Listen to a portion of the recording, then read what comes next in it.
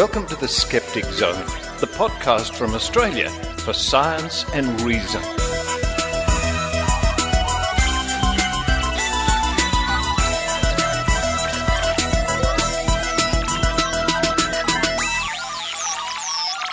Yes, it's the Skeptic Zone podcast, the last Skeptic Zone podcast, starting with a 4. Episode 499. The last in the 400 series. For the 13th of May 2018, Richard Saunders here with you from a wintry, believe it or not, a windy, cold, rainy, wintry Sydney, Australia, although it's not quite winter yet. Coming up at the top of the show, what a treat, an interview with my old friend Dr Pamela Gay, the fabulous astronomer extraordinaire, I call her. What's Pamela been up to? What news is there from space? There's always news from space, and always a delight to catch up with Pamela Gay, and I'm also delighted to say she'll be in Sydney, Australia later in the year. More news about that soon. Pamela tells us what's happening out there in the heavens, and news of some incredible video from the planet Jupiter. Following that, it's the Raw Skeptic, Heidi Robertson. She's going to be examining the interesting claims of a self-proclaimed natural healer. Wait till you hear the claims this guy makes. Do they stack up? I won't give you any spoilers. You'll have to listen to the Raw Skeptic report coming up a bit later on in the show. Then we thank a lot of people who have come to the aid of science. A couple of weeks ago, I put out a shout-out on the Skeptic Zone for people to help capture web pages. Well, that whole project has been very successful, and we'll be letting you know what's happening a bit later on. Then to round off the show, I'm going to revisit a story I mentioned briefly, about a month or two back, the case of Gerard Cosset, the so-called psychic detective who came to Australia in order to find missing children. This is way back in the 1960s. Now, I gave you a brief overview of this case. Today, I thought I would read you my full report as published in the pages of the Skeptic magazine, the journal from Australian skeptics, not to be confused with any other magazine around the world with the title Skeptic in it. This is the Skeptic magazine from Australia, and you can subscribe at skeptics.com.au. However, I thought you might enjoy, hopefully, my full report about this so-called psychic detective way back in the 1960s. An interesting case and a lesson for us all. Now, some little notes from me. Don't forget, there are some skeptical conventions coming up soon. In fact, Skeptical Convention Conference at Berkeley is weeks away in early June. I'll put a link to this on the show notes. That's the 10th of June in Berkeley. I will be speaking there, or taking part, or hanging around, or making a nuisance of myself, or doing something. I'll be there. If you're coming along, it'd be great to see you. And I have a note from the organisers saying that early registration will be ending soon. So if you want to get your tickets, now's the time to do it. So quickly click skepticalcon.com and snap up those early registration tickets. Also, I think there is still time for you, if you're in Sydney, to sign up for the Australian Skeptics Vaccination Day. This is May the 19th, if you want to come along and have your vaccination done by the fabulously famous Dr. Brad Mackay, known on TV and radio. He's one of the doctors in the Australian version of Embarrassing Bodies, that TV show where medical science comes to the aid of people who have genuine medical problems and need urgent help. Anyway, the details about that day can be found at skeptics.com.au. If you're a Sydney-sider and you'd like to get your flu shot next weekend, in fact, check that out. Well, that's enough for me at the moment. I've shut the studio door. However, there are a couple of cats outside wondering what the hell I'm doing in here. All right, hang on. You? Okay, it's Henrietta. She's sticking her nose in the door. Yes? Well, you wanted to come in. She's changed her mind. Well, now the door's open. I'm going to run downstairs and make myself a zucchini or courgette and corn fritter with some cream on top and pepper and a little bit of hot sauce. While I do that, I hope you enjoy the Skeptic Zone.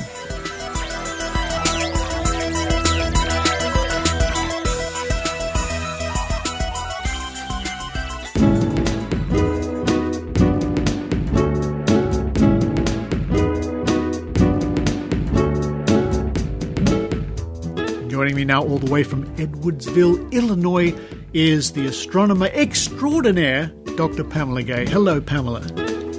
Hello, Richard. Pamela, wonderful to see you. And yes, we are looking at each other through an application I've not used before called Zoom. And we just did a wonderful hour together on the Twitch network. Now, what can you tell my listeners about that? So Twitch is a platform that originally came out for people to stream video games while they played.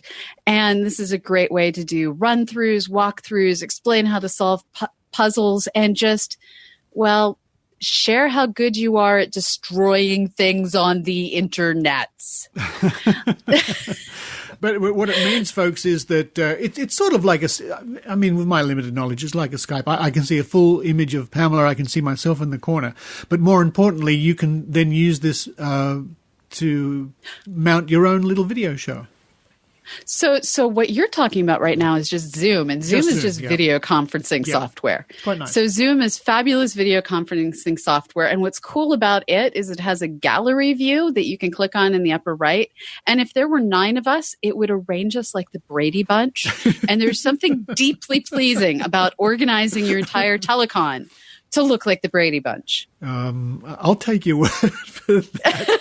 This is how I get through telecons. I wonder if our younger listeners even know what the Brady Bunch is. I hope they do. It's a classic part of culture, I suppose. Let's get away from these frivolous. No, the Brady Bunch isn't frivolous. What is new in the world of Pamela Gay and Cosmo Quest and all your activities? Well, so we launched Image Detective, which I told your audience about back in the end of September. Yes. We did a complete refresh of all of our Mappers projects recently. So we're doing new science, answering new questions. But the thing that has me super excited is we are now part of the growing community of people who are using twitch.tv to share science, to share how we do things, how we program, how we do artwork, how we make and understand. So Twitch is now going from being the place you go to watch people figure out quests in video games to be where you figure out how to repair your car, cook your dinner, or build laser tweezers. Because, hey, who doesn't want to build a set of laser tweezers in their spare time? I certainly do. We're actually launching a series of new projects. You just got to be one of them. We're doing a new learning space series that airs every Thursday, alternating between times that are good for Europe and the Asia Pacific region. We archive everything on YouTube. And it's just a show where we're interviewing people, hearing their stories of how someone who's not a PhD researcher has found their own way to be part of the science, skepticism, astronomy communities. And we also have launched a daily, fast-paced, quick update on all that's new in space and astronomy. And it's just called The Daily Space. It's a play on the Daily Planet for all of you comic book lovers out there.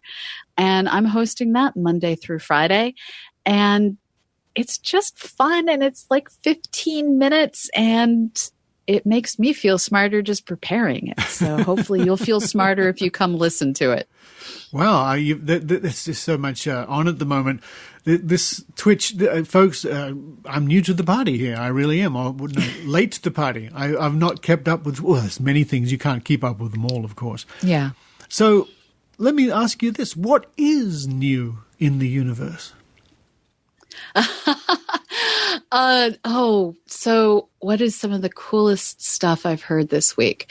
So we have found a regular everyday asteroid that's basically a big rock shaped like a potato, as most asteroids are. It's not iron, it's not metal, it's just a rock. It's what we call a carbonaceous chondrite, we think, because we can't see it as clearly as we can see most asteroids because of instead of being in the asteroid belt, it is out in the edge of the solar system in what we call the Kuiper belt. This is the same belt of objects that, well, Pluto is in, Sedna is in, all of these little dwarf worlds are in. Yeah. And this shows us that all of our theories that the early solar system was a violent and chaotic place that flung rocks in all directions, well, now we're finding the rocks that got flown outwards instead of coming inwards to battle worlds like the Earth and Moon. Well, how big is this particular object? It's not huge. It wouldn't be an Earth killer. It's not the size of Pluto or anything. It's just like a run-of-the-mill boring asteroid. And they can see that all the way in the Kuiper belt, or detect it, or see it or detect it, both? Well, seeing is detecting. We can't see details. Right. We can detect its slight reflectance of light. This is actually part of what got them so interested. They were originally doing, I believe they were detecting things using the Hubble Space Telescope, and they saw this thing that wasn't reflecting light the way they expected. So they tuned in and did spectroscopy of it using the Very Large Telescope down in Chile, and sure enough, it was a rock, not ice. Good heavens. Good heavens. Now, I saw a video that Phil Plait was posting, and it looked insanely interesting, of snow on a comet. You must be familiar with what I'm talking about. It's real snow on a real comet. What is that exactly? Well, snow may be an overstatement, because when we think of snow, we think of like clouds and things falling out of the clouds. What you were seeing was some rescued video that was from the Philae lander that accompanied the Rosetta mission on a long, dark, cold mission around the solar system until it finally intercepted Comet Sherry-Gary last year. Yeah. And Philae didn't land the way we wanted it to. No, I remember hearing. It was supposed to deploy harpoons to fasten itself to the ground because it was falling a fair distance. It was falling off of a spacecraft hovering in a separate orbit that paralleled that of the comet. And the gravity of the comet made the spacecraft feel the same way a piece of paper feels in Earth gravity. So when it hit and its harpoons didn't grab on, it kind of bounced. Yeah. But we got some video back that we didn't know about until recently. And these images strung together to form video show this dynamic environment where there is particulate ice stuff, snow, flying all over the place. And what's happening is the comet itself is active. It has pockets where volatiles, this is frozen ice, frozen nitrogen, so frozen water ice, frozen nitrogen, frozen carbon dioxide, all the frozen stuffs are starting to unfreeze in different pockets because the comet is getting closer and closer to the sun. And this is its life cycle, isn't it? Part of it. Yes. So comets, they go completely dormant as they go into the outer, coldest parts of our solar system. As they migrate in, they begin to heat up. They build this coma around them, this sphere of volatiles that they've let off over time. The sun's radiation begins to push this material outwards, creating a tail that is not following the motion of the comet. It's actually pushed out by the solar wind, which is sunlight and other particles. And so as the comet moves in, it gets heated up, volatiles sublimate, are given off, particulate matter gets flung away in the process. And this video showed all of these things going on. And it just looked like in a storm of the biggest, angriest either ash or snow you have ever seen, depending if you're someone from Hawaii or someone from northern somewhere in the northern hemisphere or deep south in the southern hemisphere. Pick a place with snow. It was dramatic. Yes, it was dramatic. I will use that word. It was deeply fascinating, dramatic, surprising. And again, it's like you and I, in the last hour, we're talking about videos from Mars, the Martian lander making a video or a series of pictures, strung it together into a video. And to me, and I wonder if it is to you folks out there, to see pictures from other worlds is commonplace. It really is these days. It's not hard. There are thousands of them. But to see a video from another world, that's mind-snapping. There was an amazing simulation isn't quite the right word that came out today that was put together actually by a citizen science working with the JunoCam on the Juno mission orbiting Jupiter. Yeah. And JunoCam isn't a professional science instrument. It's added on to the Juno mission to allow everyday people to help pick what they want to look at and get the images they want to ask the questions they want. People vote on what images are going to get taken. This is a public instrument. And there was one of the amateurs, and I'm looking up his name now. One of the amateurs, he took two different images that were taken, I think it was 8 minutes apart. And he's a mathematician by training, and he's a software developer by profession. This is Gerald Erstadt. He's working with some of the professional scientists. And he took these two images that were 8 minutes apart, and they showed the vortices, the storms, these beautiful swirling patterns on Jupiter. And over 8 minutes, that's enough to see rotation begin to happen.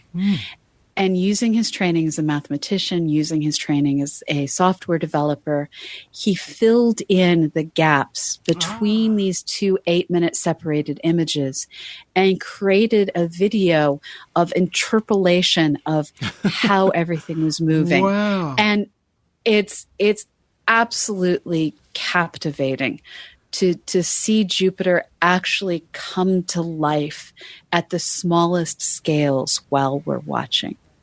Wow! So if people look for JunoCam, they can find the video. I'd look for JunoCam. Gerald spelled with a G. Hey, I'll just tweet it. Look at Starstrider on Twitter, and I will find the video and just tweet it. Do that, folks. And also, again, I shall certainly link to that video in the show notes. I can't wait to see it myself. That sounds absolutely fascinating.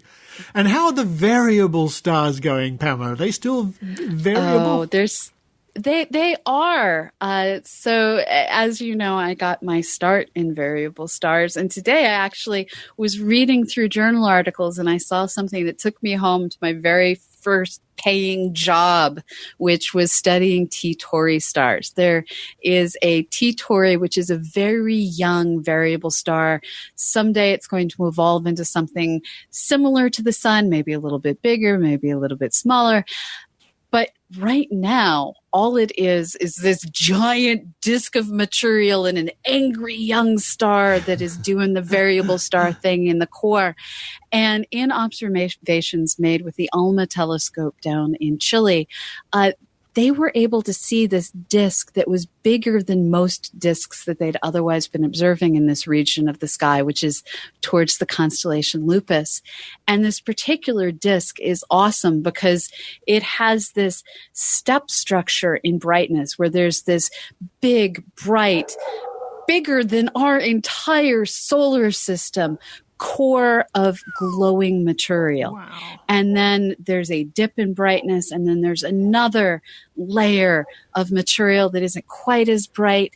And this is a region of space that hasn't yet started to form planets, but may yet form planets. It's only a few million years old right now. So we're seeing a baby solar system in its earliest days. Wow, that's absolutely fascinating. This, I mean, we can't wrap our heads around the scale, although we I mean, I can have a vague idea of the scale, although I can't possibly comprehend it, if that makes sense. So the distance from the Earth to the Sun is 1 astronomical unit. This is 8 light minutes. Right. We're looking at a system where the inner part is 100 astronomical. It's more than 100 astronomical units. So here we're looking at light hours, many light hours across. And the idea of a solar system that we can see where from edge to edge we're starting to look at light taking an entire day to travel, that is mind-blowing. And that's the way to look at these things. Yeah. Wow, that's goodness me, Pamela, I think I could talk to you for 6 weeks and then we could get started on a conversation. It's just so fascinating. Now, Pamela, the exciting news for Sydney listeners, Australian listeners, is they can meet you in person later on this year at the Australian Skeptics National Convention. Folks, that's October the 13th to the 14th. And you know what? I think we should just clear out all the other guests and have a Pamela Gay weekend, quite frankly. And I think that would be a marvelous thing to have. I hope you're looking forward to it. I am so looking forward to being there. It's going to be spring. It's going to be beautiful. And there's beautiful people. And I have always loved going to skeptics events down under because of the activism you guys bring to everything that you want to see in the world. You are making the world you want to live in. Well, thank you very much. Even if it's flat, we try our best. That is, it'd be so much easier to get there if it were flat. Oh, I know. I know it would be a joy. Even your dog agrees, I think, with that one. It's true. It's true. Pamela Gay, again, we cannot wait to see you, folks. If you needed a reason to buy a ticket for the convention, there it is for sure. Worth the price of admission alone. But for now, Pamela Gay, all power to you. Thank you very much, folks. I'll link to all the relevant links in this week's show notes. And I look forward to seeing you a bit later on in the year. I'm looking forward to it as well, and I hope to see all your listeners. Maybe not all at once, but I hope to see all of them there.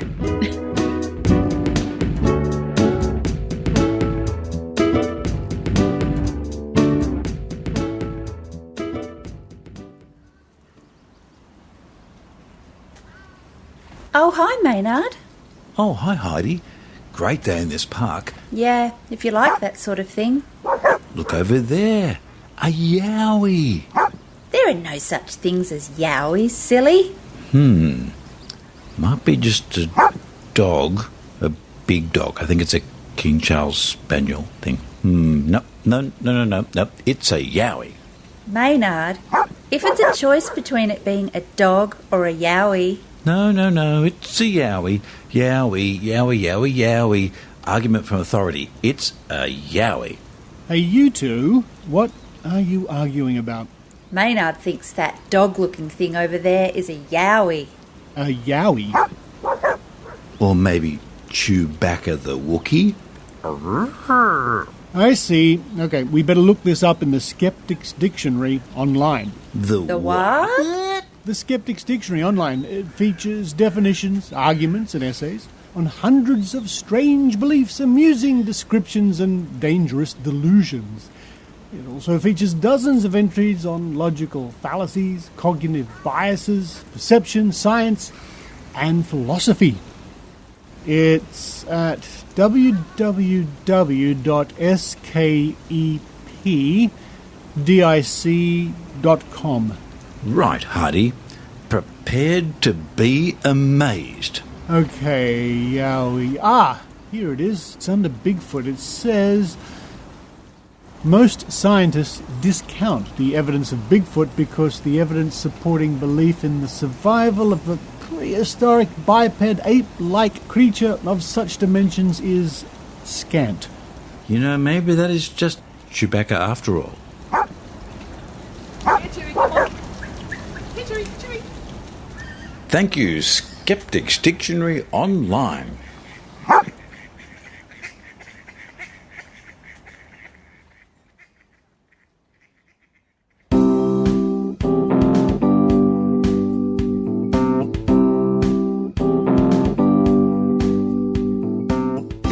Raw Skeptic Report with Heidi Robertson.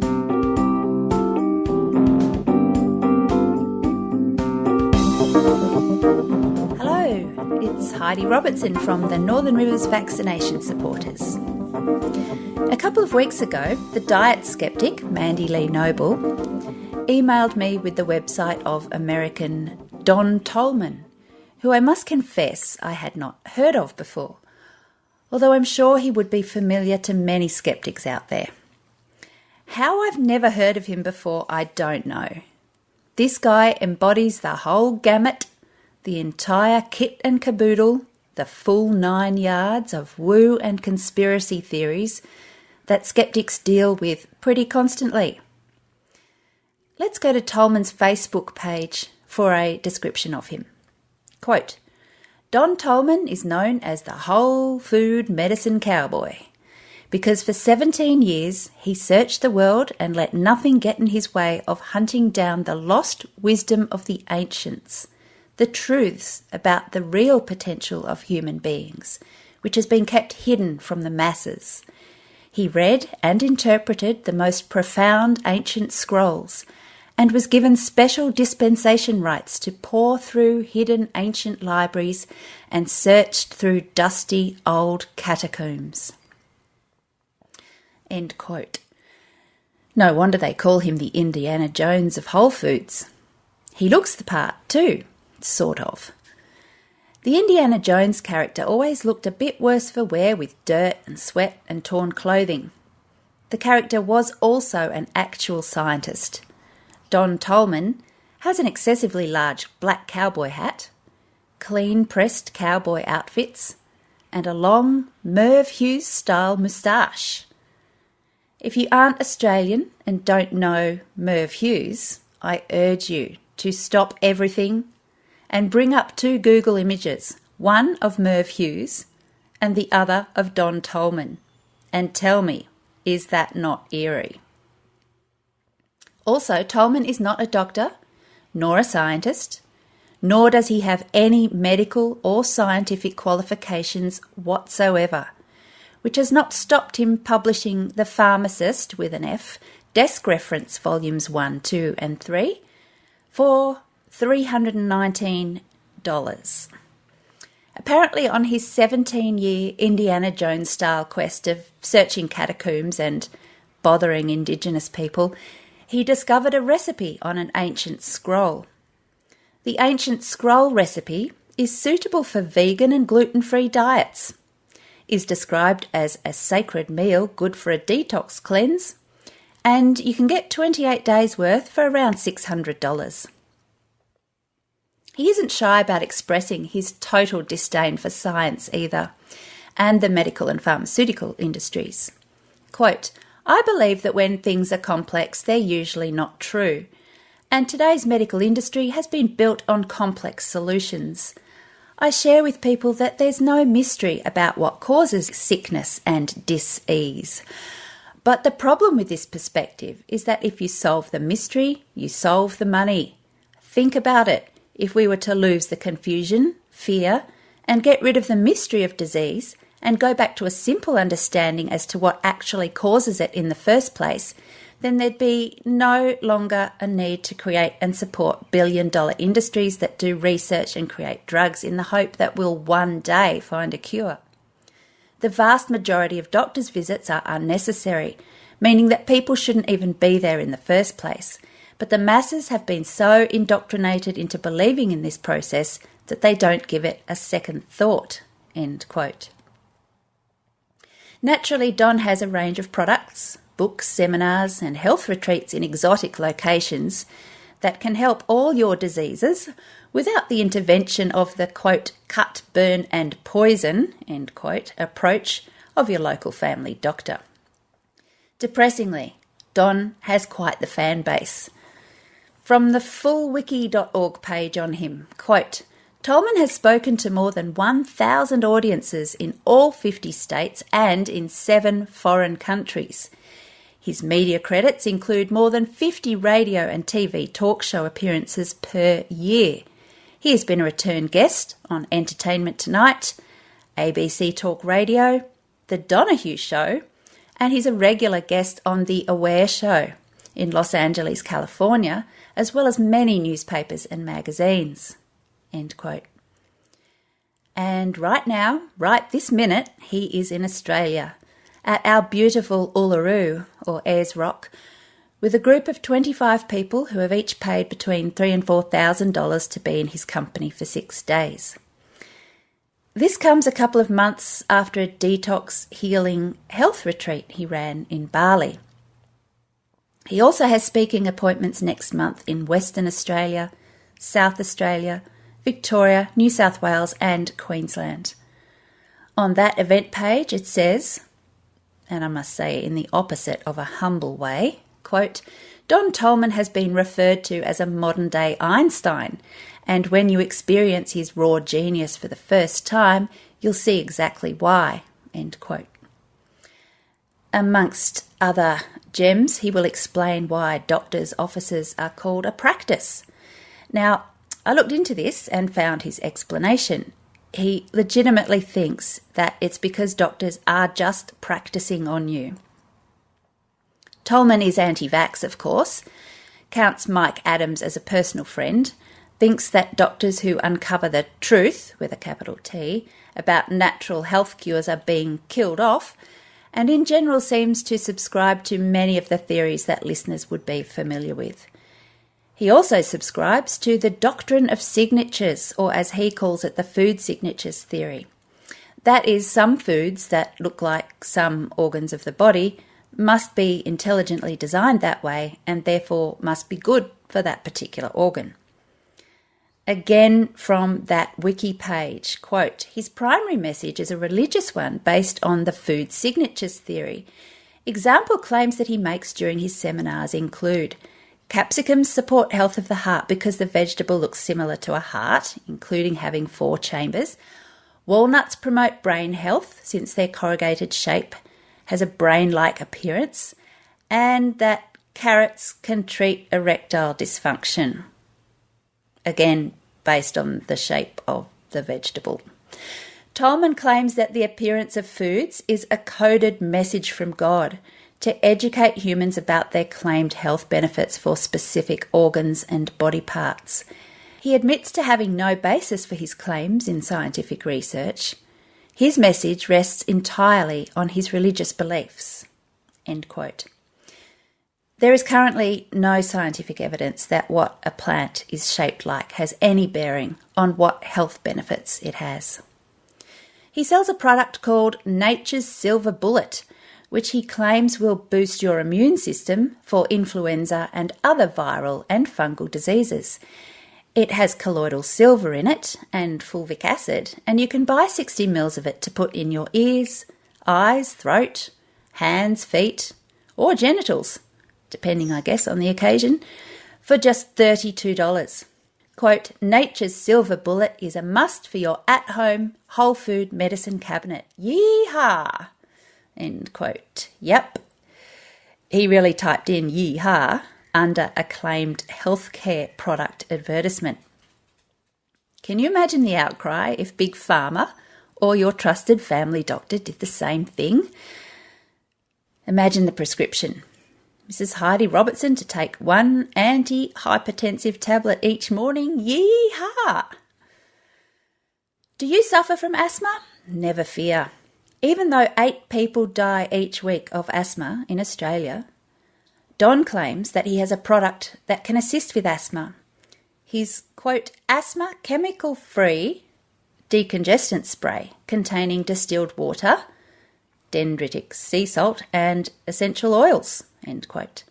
Also, asthmatics, he says, should eat 1 raw slice of a red skin potato each day that is covered in freshly squeezed lemon juice and sprinkled with sea salt.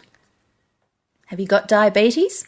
Don puts diabetes in quotes and says that the whole thing is a complete scam, quote, "especially when you consider that the solution prescribed by doctors is a lifetime of injecting insulin from the dead bodies of other beings into your bloodstream," end quote. He does not believe that there's no cure for type 1 or type 2 diabetes and that the solution of injected insulin is, quote, "BS." One of the points in his protocol to get people off their insulin is for them to fast, which any medical professional will tell you is extremely dangerous advice for diabetics. He doesn't like people to use sunscreen as he believes it can lead to skin cancer.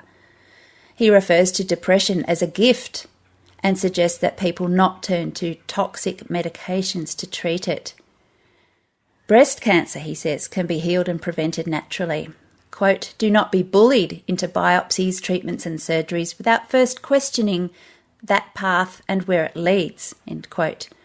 Well, of course one should always question one's treatment options to ensure that you are fully informed before you proceed, but I suspect this is not what he is getting at. Got a severe life-threatening allergy to a food? Before you blame the food, Don says, you should look at how good the quality of the food was. Thankfully, he says, if you are definitely allergic, eliminate the food for good. But hang on, he then goes on to say that you should then have repeated exposure to the food, quote, start by holding it and smelling it, then in time licking it, tasting it, and eventually swallowing some, end quote. Please don't ever do this unless you are in the care and presence of a specialist in immunology and allergy. Remember polio? I don't. I've been fortunate enough, like most of us, to have never seen polio because of the polio vaccine. Don says that polio was actually caused by the smallpox vaccine. But hang on, because then you go to another of his sites and he says that polio was caused by people eating too much processed sugar and white flour. And anyway, they haven't actually eradicated polio from nearly every country on the planet. They've just renamed polio as MS, Lou Gehrig's disease and others.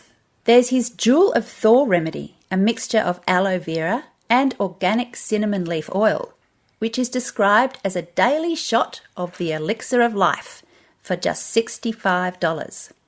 There's a 14-day cleanse for $295, ear candles, home enema kits. He does like a home enema kit, juices, anti-vax books, etc. Also, you, dear listener, can become a reseller for Don Tolman. He doesn't like fluoridated water or genetically modified foods either. So if you have been exposed to those, you can find the remedy in the Shop Now section of his website. He promotes medical medium Anthony Williams' book, who is qualified apparently to tell you about your health because he was, quote, born with the ability to converse with a high-level spirit, end quote. I guess that's better than a low or medium-level spirit. He also doesn't mind a bit of victim blaming. Let me finish with a Don Tolman quote that illustrates this. Please keep this in mind if you or a loved one is ever in a car crash or diagnosed with cancer, or you have some other equally horrific thing happen in your life. Actually, please don't keep it in mind. As soon as you hear it, immediately wipe it from your mind and never think of it again. Don says, quote, no one ever dies unless they choose to die. Even if you're smashed in an automobile accident and crushed to the point of not being functional within your body, you will not die unless you choose to. You can stay there in a crushed mass and still have life literally being able to be recorded within the brainwaves. But the second you choose to die, you do. End quote. Don appears to be suggesting that it's your fault if you die. Does the 5-year-old suffering from leukemia choose to die from it too? I wonder what he'd say to that.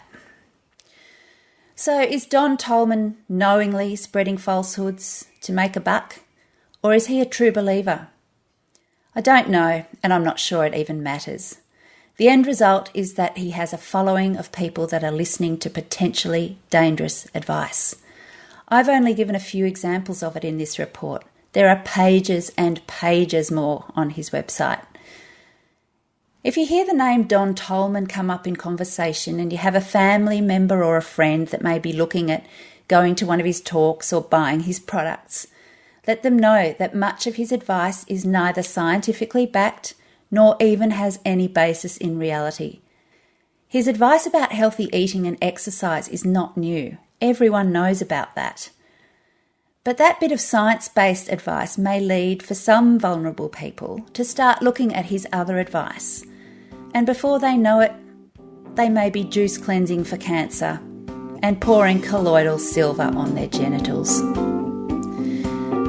And with that happy image in mind, thanks for listening. This has been Heidi Robertson from the Northern Rivers Vaccination Supporters.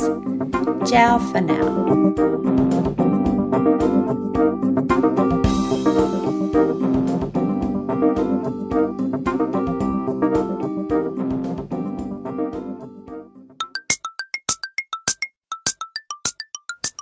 Now, listeners may recall that I issued a call for help 2 weeks ago, show number 497.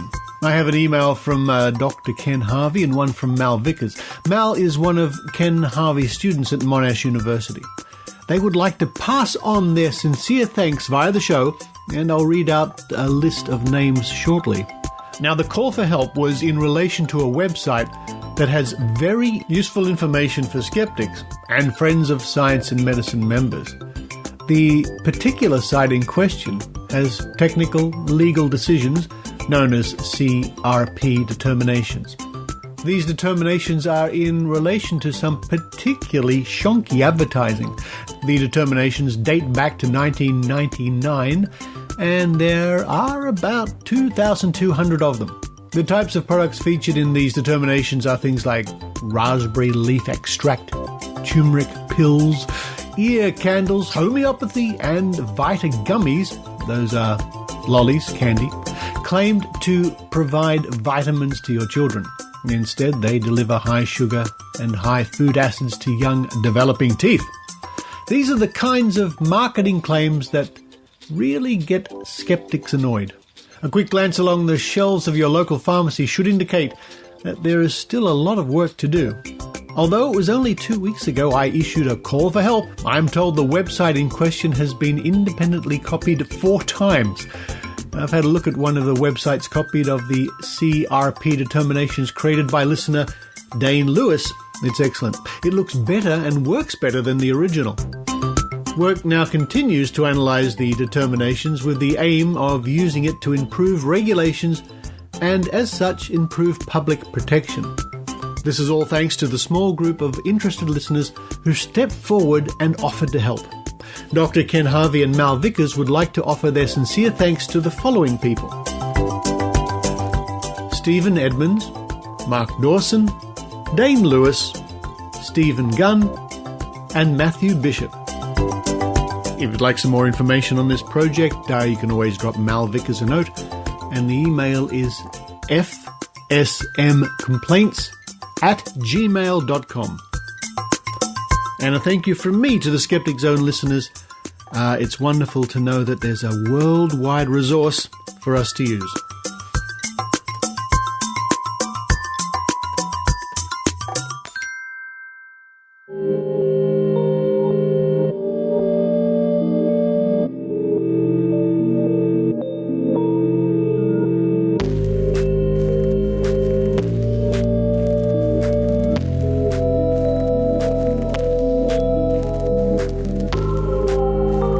From The Skeptic, the Journal of Australian Skeptics, Volume 38, Number 1, March 2018.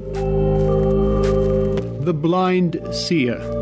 Richard Saunders looks into a famous case of the disappearance of young children and Australia's baptism into the world of psychic detectives.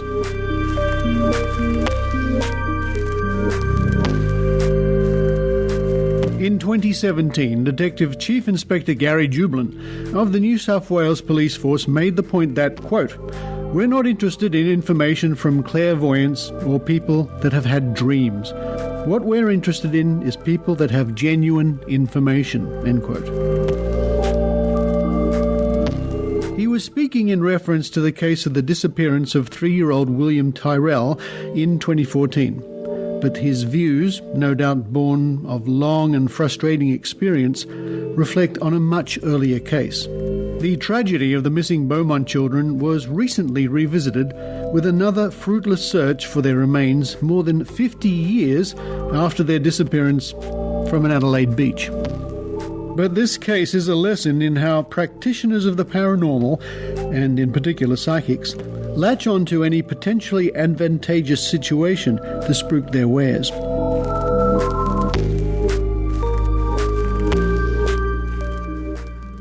On the 26th of January 1966, a blazing hot day in Adelaide, 3 children went for a day at Glenelg Beach and never came home. Over half a century later, the case of the Beaumont children remains one of Australia's greatest mysteries. Although several people suspected of abducting Jane, Anna and Grant have been flagged over the years, the police, as far as we know, are still no closer to solving the disappearance.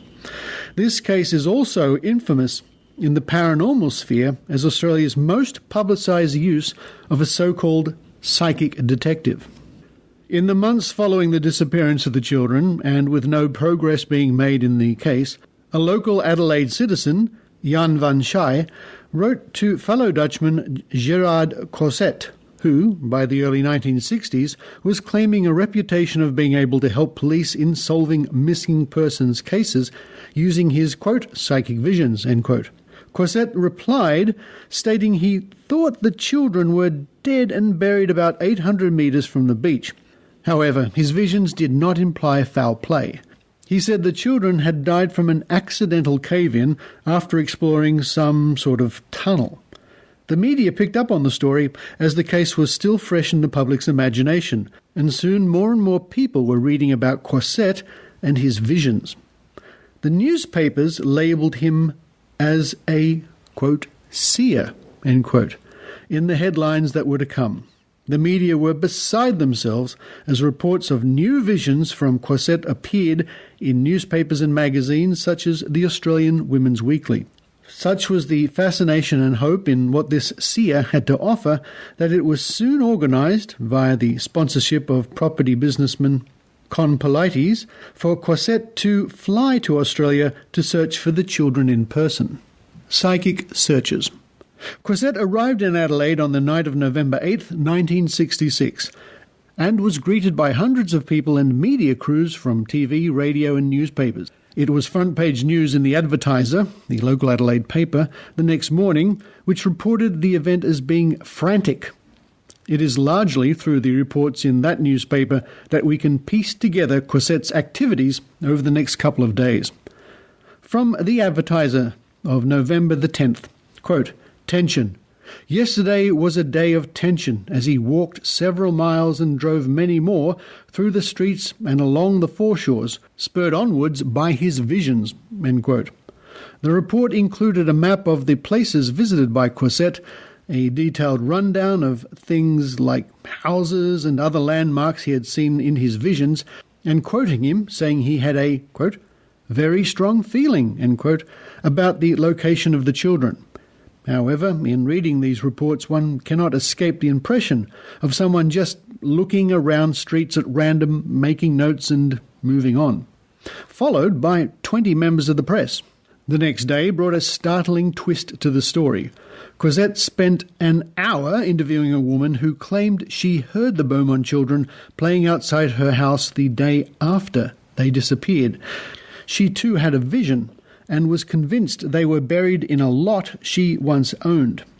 All this was gold for newspaper copy. Eventually, however, Cossette rejected this woman's visions. On the 12th, the front page of the Advertiser read, quote, Cossette picks spot. Decision awaited. Dutch clairvoyant Gerard Cossette climaxed his 2.5-day search when he said yesterday the Beaumont children were buried between 8 and 10 feet beneath the concrete floor of a newly built warehouse in Wilton Avenue, Paringa Park, end quote. Crowds of people flocked to the site out of curiosity or anticipation of something being discovered.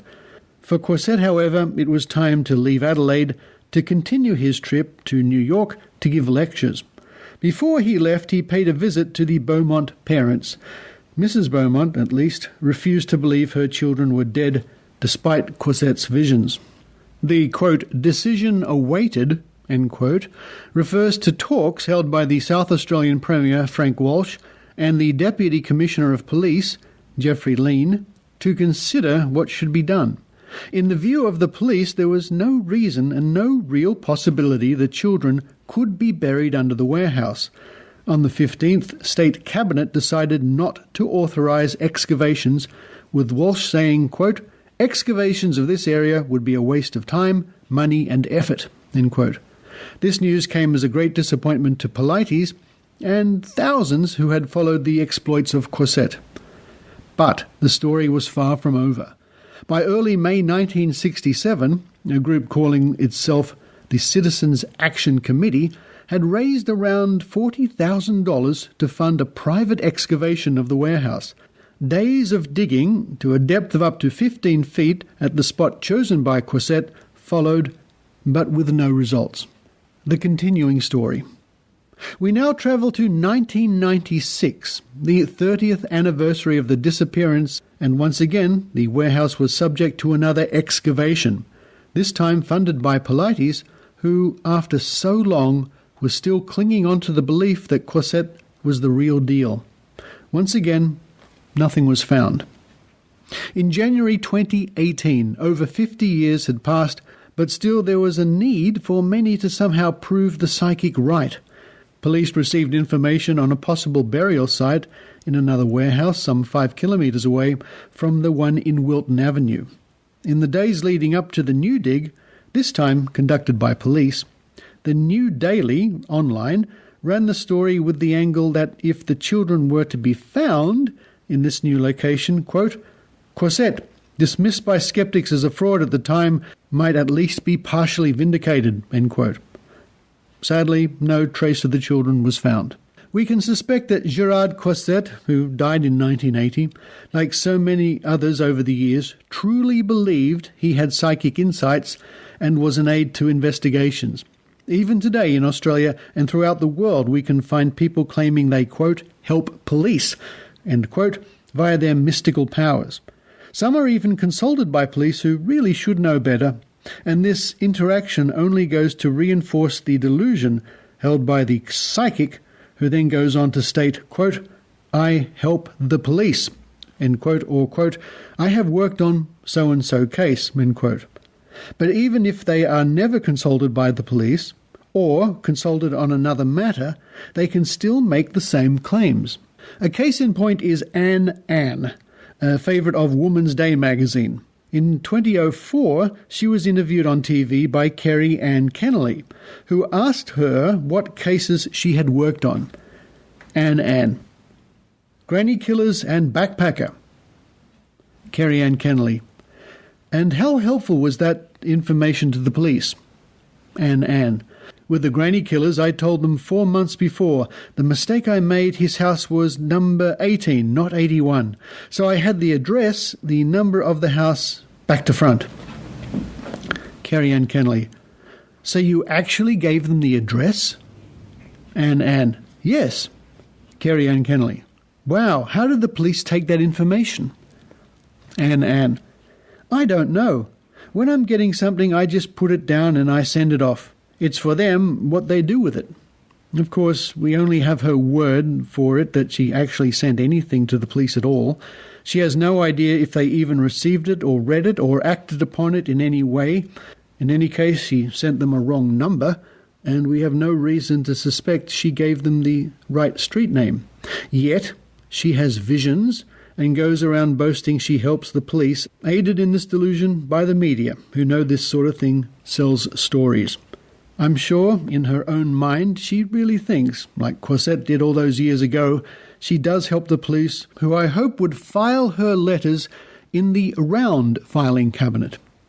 It is worth mentioning that at the time of writing, February 2018, both the Beaumont parents are still alive. Losing their children turned out to be a life sentence for them, with no hope or help coming from psychics. And that story was The Blind Seer by Richard Saunders from The Skeptic, the Journal of Australian Skeptics, Volume 38, Number 1, March 2018.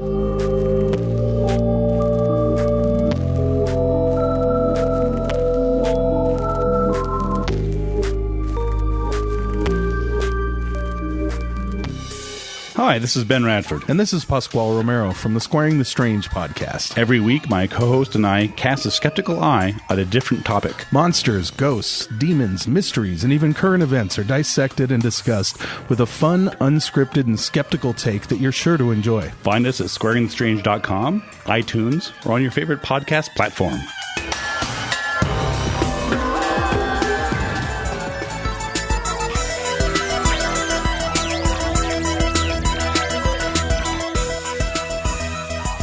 Thank you for listening to the Skeptic Zone.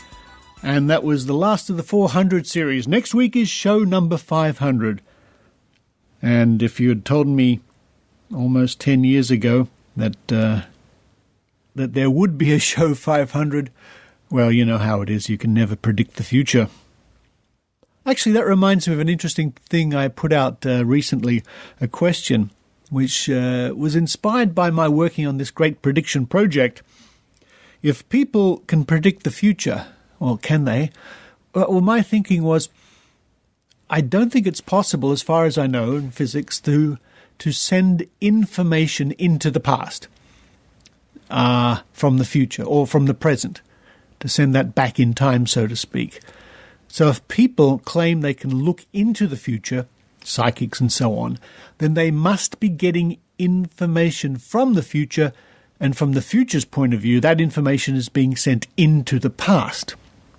This stirred a lot of comment and interesting thinking on the internet lately. You might want to have a think about that yourself. Anyway, so 10 years ago, I certainly didn't receive any information from myself now saying that there would be a show 500. So I hope to bring you on show 500 a think tank. This is the meeting we used to do regularly in the early days of the Skeptic Zone, and we'll have a few old favourites come along to join me in the think tank. Also, Dr. Cassandra Perryman has sent me a report for the Cas Files, the welcome return of Dr. Cassandra, looking into why people keep believing, frankly, the unbelievable. Also, I think we'll be playing some messages of congratulations from around the world, which is very nice. And I think we'll have a report for you from the vaccination clinic that we mentioned just before at the top of the show. Lots of things to look forward to next week, but from show number 499, this is Richard Saunders signing off from Sydney, Australia. You've been listening to the Skeptic Zone podcast. Please visit our website at www.skepticzone.tv for show notes, contacts, and to access the back catalogue of episodes going back to 2008. You can follow the Skeptic Zone podcast on Twitter at Skeptic Zone, visit our Facebook page, or leave a review on iTunes. You can also support the Skeptic Zone via Patreon or PayPal. The Skeptic Zone podcast is an independent production. The views and opinions expressed on the Skeptic Zone are not necessarily those of Australian skeptics or any other skeptical organisation.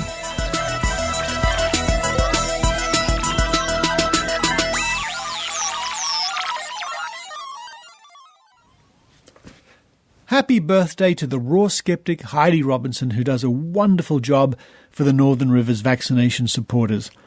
I really admire the work you do, Heidi, sincerely. And here's a funny clip for your birthday. Any medical professional will tell you is extremely dangerous advice for diabetics. That's my dog eating a bone on the floor. Okay, I think he's stopped now. Ear candle. Oh, my dog. Can you stop? Stop with the bone? No? No. All right. I'll chuck the bone out. Here, go. Whooshka. Off you go. Go get the bone. Good boy.